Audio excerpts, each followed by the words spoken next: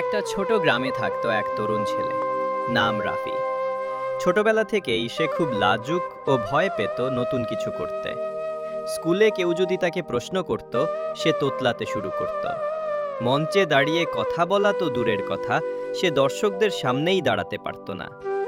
বন্ধুরা হাসত, শিক্ষকরা বলতেন, রাফি, তোমার মধ্যে অনেক সম্ভাবনা আছে, কিন্তু তুমি ভয়কে জয় করতে পারছো না। সময় গড়াতে লাগলো। একদিন স্কুলে ঘোষণা এলো, পরের সপ্তাহে বিতর্ক প্রতিযোগিতা হবে। রাফির ভেতরটা কেঁপে উঠল। সে জানতো এটা তার সুযোগ, কিন্তু ভয় আবার তাকে গ্রাস করল। রাতে ঘুমাতে পারল না। তার মা এসে বললেন, বাবা, ভয় পেও না, ভয় হচ্ছে তোমার মনের কল্পনা। একবার চেষ্টা কর, না পারলেও অভিজ্ঞতা হবে।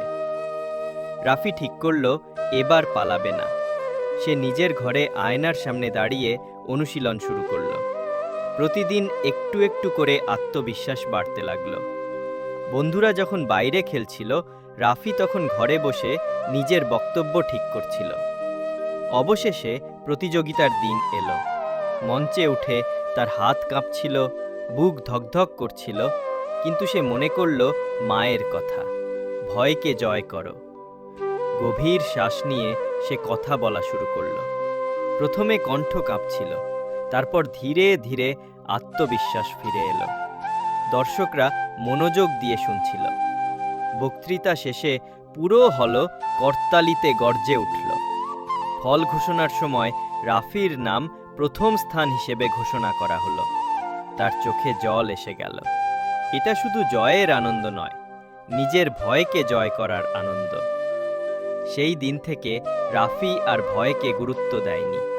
প্রতিবার নতুন কিছু শুরু করার সময় সে মনে রাখত, ভয় কোনো শত্রু নয়, এটা এক পরীক্ষা। যেদিন তুমি ভয়কে জয় করবে, সেদিন সফলতা তোমার হবেই। এই গল্প আমাদের শেখায়, জীবনে সফল হতে হলে প্রথমে নিজের ভয়কে জয় করতে হয়। কারণ ভয় আমাদের পিছিয়ে রাখে, কিন্তু সাহস আমাদের সামনে এগিয়ে নেয়।